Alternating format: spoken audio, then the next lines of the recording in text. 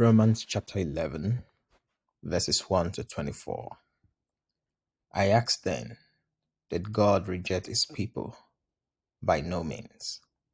I am an Israelite myself, a descendant of Abraham, from the tribe of Benjamin. God did not reject his people, whom he foreknew.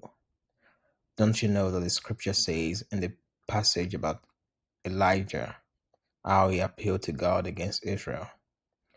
Lord, they have killed your prophets and torn down your altars. I am the only one left, and they are trying to kill me. And what was God's answer to him?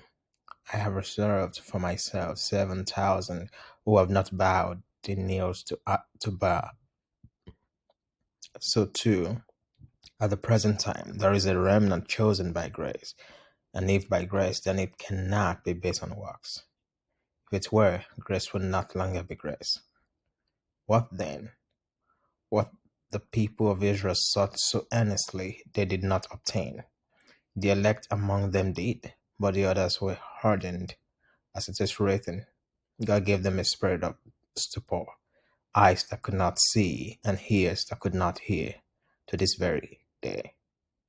And David says, may their table become a snare, and a trap, a stumbling block, and a retribution for them.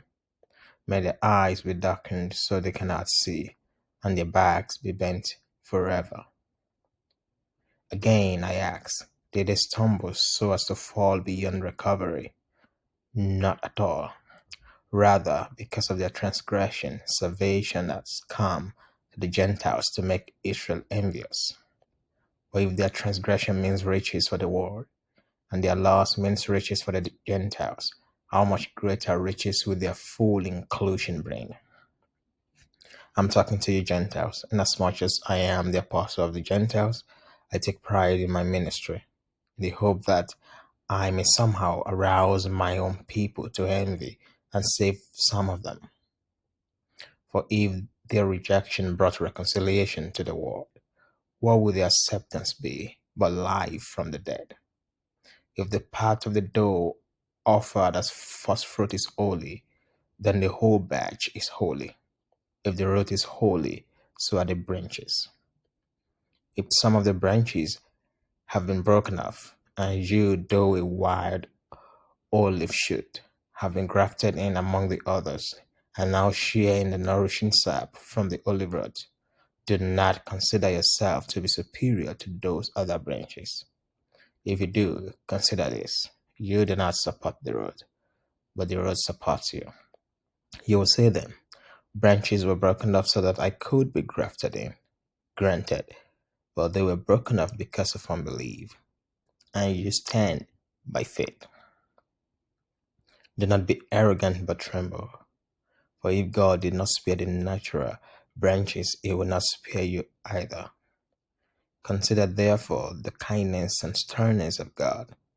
Sternness to those who fell, but kindness to you, provided that you continue in his kindness. Otherwise, you also will be cut off. And if they do not persist in unbelief, they will be grafted in, for God is able to graft them in again. After all, if you were cut out of an olive tree, that is wild by nature, and contrary to nature were grafted into a cultivated olive tree, how much more readily will these, the natural branches, be grafted into their own olive tree?